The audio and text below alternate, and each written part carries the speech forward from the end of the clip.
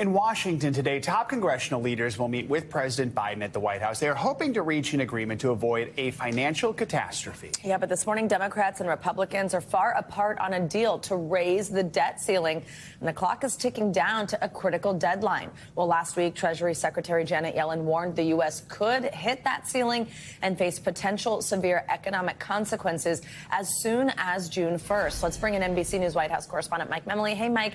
So tell us, what can we expect from today's meeting? And also remind us here of the stakes if they don't reach a deal. The White House recently laid out really a grim scenario if the debt ceiling isn't raised and the U.S. defaults on its debts. Walk us through that.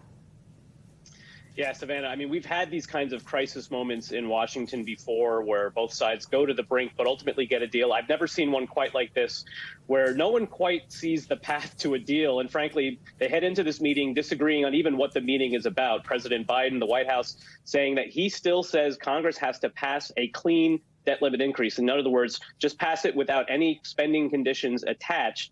And there's just over 3 weeks for them to reach a deal. Now, the White House raising the stakes by laying out what would happen under a range of scenarios. The worst case scenario, a protracted debt default would lead to more than 8 million jobs lost. The stock market could lose potentially half of its value. A shorter term crisis would lead to the loss of about 500,000 jobs. But consider this, even if they reach a deal, but only at the last minute, you're still talking about the loss of 200,000 jobs. Just to put that into context, last month, we just got last week the jobs report from last month, and we gained 250,000 jobs in the last month. So you're talking about a month's worth of job gains wiped out, even if they get a deal on time. And so that's why the tone that the leaders express coming out of this meeting will be so important. Do they indicate that there might be a path to deal, or are they still far apart on what they're even talking about? So, Mike, this is going to be House Speaker Kevin McCarthy's first face-to-face meeting with the president since February. 2 weeks ago, House Republicans did pass their debt ceiling plan, but it's tied to deep spending cuts. That's a non-starter for the president and congressional Democrats.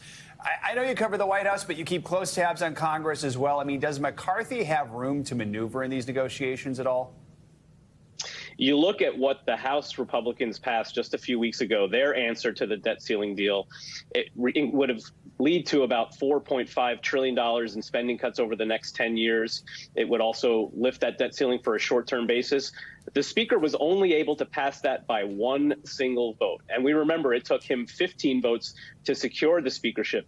And interestingly, the Republicans who voted against that deal just a few weeks ago, they weren't the moderate members who were worried about those spending cuts being too high. They were the right-wing base who said it didn't go far enough. So when you have the president talking about $3 trillion in spending reductions over the next 10 years, Republicans talking about more than $4.5 trillion, you might say, let's just split the difference. But McCarthy is under enormous pressure from that right-wing base in his caucus to not budge an inch. And that's why it's a really dicey moment for him as well. And, Mike, I know the president's expected to be here in New York on Wednesday. He's going to take his message on the debt ceiling to a region represented by GOP House members. What's that strategy?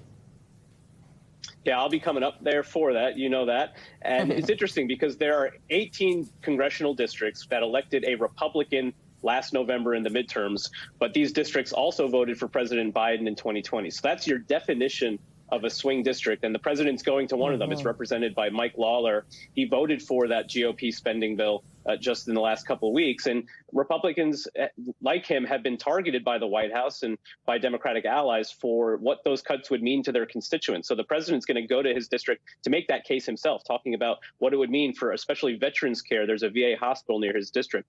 This is about really two different things. The president, one, wants to see if he can put pressure on McCarthy by putting pressure on him, not from the right-wing end of his base, but from the moderates in his caucus, but also to really lay down a marker that when the elections come in 2024, these are the really target districts Democrats will go after first and foremost. And so they want to lay the groundwork for potentially unseating them so Democrats have a shot at winning back the House. And Mike, we are preparing for your visit. We have the green M&Ms ready, the perfectly chilled water, all as requested. So you know what I request. You're going to be good. You know, perfect, 68 degrees. Exactly. Last thing we'll ask you here. I mean, for Speaker McCarthy, if he can't reach a deal with the White House, then what? Are there any other options here?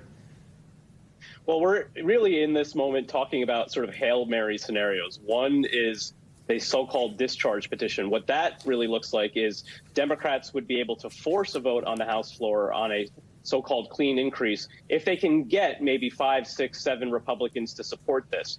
Congressman from North Carolina, Democrat Jeff Jackson, yesterday, he said this is actually McCarthy's dream scenario. If this happened, he would complain like heck publicly, say this was a terrible thing, but privately he would be saying, thank goodness, because this would get him out of an impossible situation with his base. On the White House end of things, there's this talk of the 14th Amendment option. This would really let the president say, I can raise the debt limit on my own without Congress. Even his own administration, Treasury Secretary Janet Yellen saying this weekend she doesn't want to entertain those kinds of emergency options. There's a lot of legal uncertainty that would be raised if he took that path. All right, Mike, we will certainly be talking to you about this throughout the week. Thank you so much. Thanks for watching our YouTube channel. Follow today's top stories and breaking news by downloading the NBC News app.